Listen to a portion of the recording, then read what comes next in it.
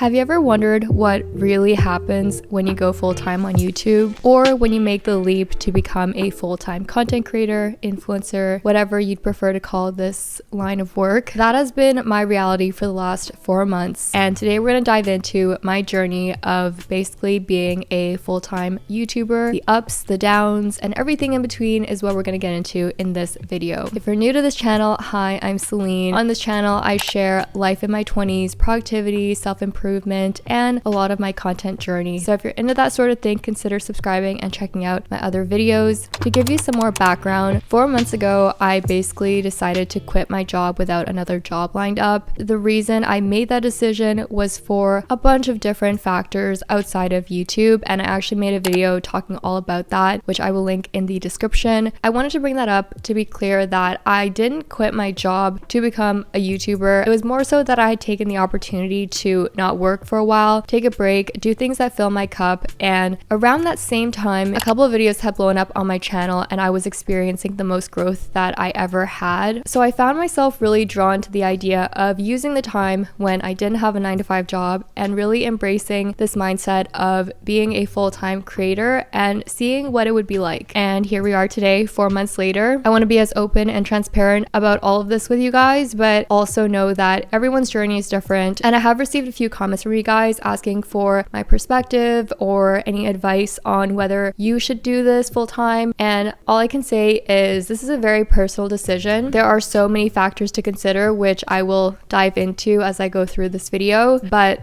the main thing I hope for is that this can give you some thought starters and ideas of things to consider while you're making the decision that's right for you. First, the reality of content creation. 4 months ago, I had this idea in my head that because I no longer had a job, which was consuming about 44 plus hours of my life, that I had all this time in the world now and I would be pumping out videos left and right. At this point, I was uploading one long form video a week for over a year, and each video typically takes me between 15 to 20 hours. And I was doing that on top of a job. So in my head, I was thinking, if I can already do one video and I'm working, then now that I have all this time, I'm gonna have so much opportunity to make a million videos. But the reality of consuming so much of your time with just making videos actually takes a whole different mindset, is what I came to realize. I'm trying to properly frame this, but just even thinking about the mindset that I would be in while I had a job, working through the day, but also being so excited about finishing work and getting to work on my video, getting to edit. I think that type of excitement comes because there's something else that we have to do or something else that's consuming our day. And then YouTube was something that I was excited about and looking forward to that was outside of that. And don't get me wrong, I still really love making videos. That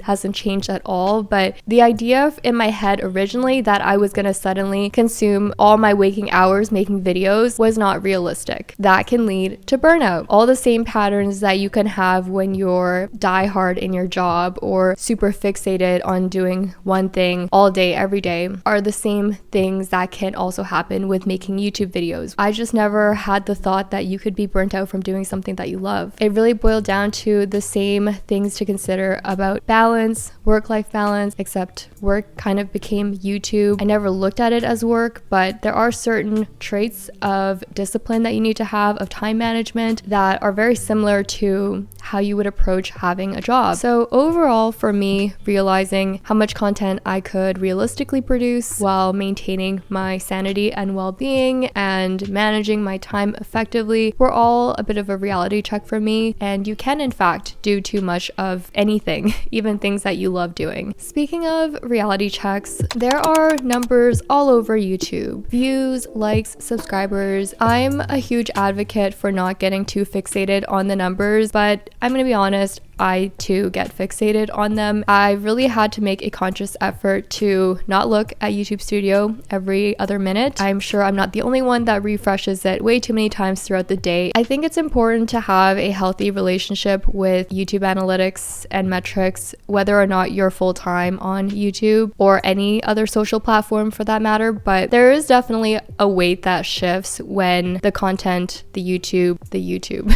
becomes your full thing, and that's what you're putting basically all of your energy into. Even before doing YouTube full time, I put a lot of effort into my videos, as do a lot of people, and it feels as though it's tied with our value in some way because it's your name, your likeness, and when things aren't performing as well as you'd hope that they would, it definitely can feel personal. In reality, it is not personal at all because there's so many different factors that can influence how well a video does. I think there's a lot of things that we can do to try to make it perform as best as it can, but there are still so many things outside of our control. There's algorithm changes, there's trends that are happening around the world. Even the top creators will have videos that flop or don't perform as well as the previous video, and that's all part of the YouTube game. But one of the things that I realized was similar to when you're at work, there are usually targets associated with your performance. Well, feeling like YouTube is a job or it's your business, basically, it's as though the metrics that you'd see suddenly start to reflect how your business is doing. Somehow, when I put myself into the mindset that I am a full-time creator, this is my business, the numbers had such a heavier weight on them because the numbers started to reflect how well my business was doing. It felt a little bit harder to shake the feelings of failure or I'm not doing well enough. Admittedly, very similar to how I would feel in a job if I wasn't hitting a target or something. But on YouTube, it's very public, so you can also start to get in your own head about not performing well and having it all very out there in the open.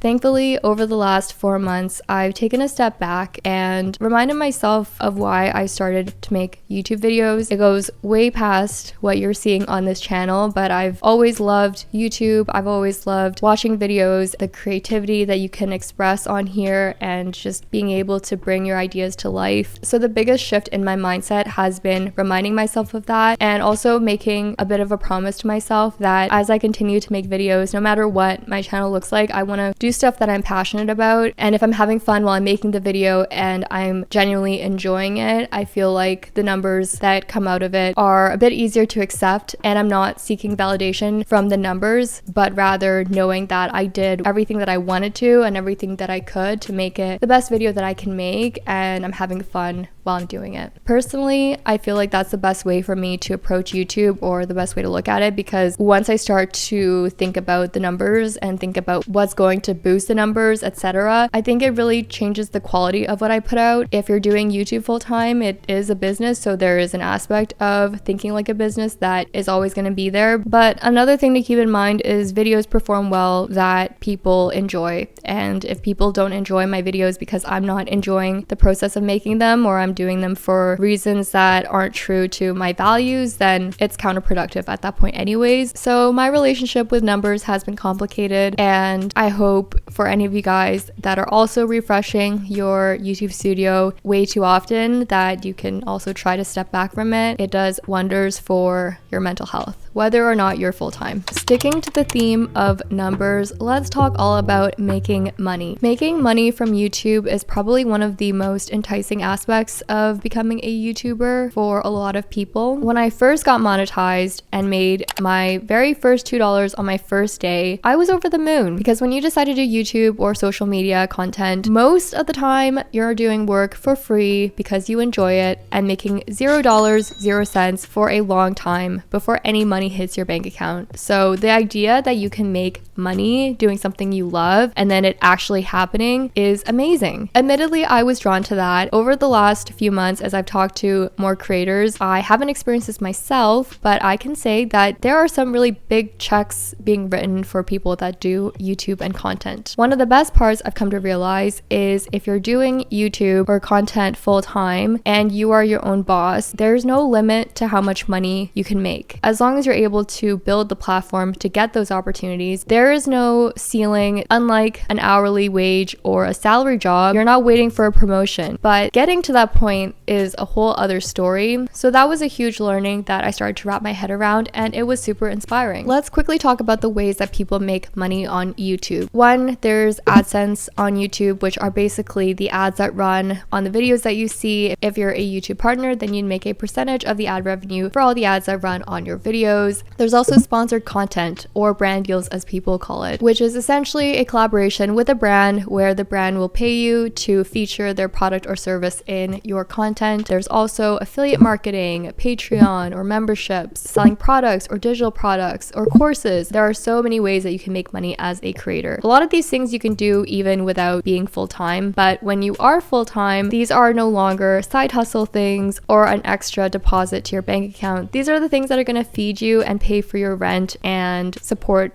your entire life, basically. Which leads me to one big learning is the money is not consistent when it comes to YouTube or content or influencing. I can't speak for creators at all sizes because I only know my own experience, but I can say that the money is not going to look like getting the same paycheck every 2 weeks or whenever you get paid at your job. It's going to look like getting paid based off of a bunch of factors that are often outside of your control, and that's the nature of doing content full-time. To help navigate this, a huge part of making a decision of whether to do YouTube full-time or not is financial planning. I am far from a numbers or finance type of person, but I definitely wouldn't have made the decision to quit my job without another job lined up if I didn't have savings. When you don't have a consistent income, there's a lot of things that you need to be prepared for. Again, it is very personal, but having your finances in check before doing something like this is something I would highly recommend. Another big piece when it comes to creator income is revenue diversification. It is basically, as the name suggests, which is diversifying the ways that you make money. The idea of this is so you're not putting so much stress on one source of income and relying solely on that source of income in case anything happens. And it's especially important when you are doing YouTube or content full-time because there are so many factors that I keep saying that are out of your control. If the algorithm changes one day, or if suddenly something happens to the market and advertisers aren't spending as much money, then budgets get pulled back, and so many things then affect how much money you're making. So at least if you're not relying on one source of income, if things are slower for brand deals that month, but you're able to make more through affiliates, or you're able to make more in ad revenue, or vice versa, then that can at least help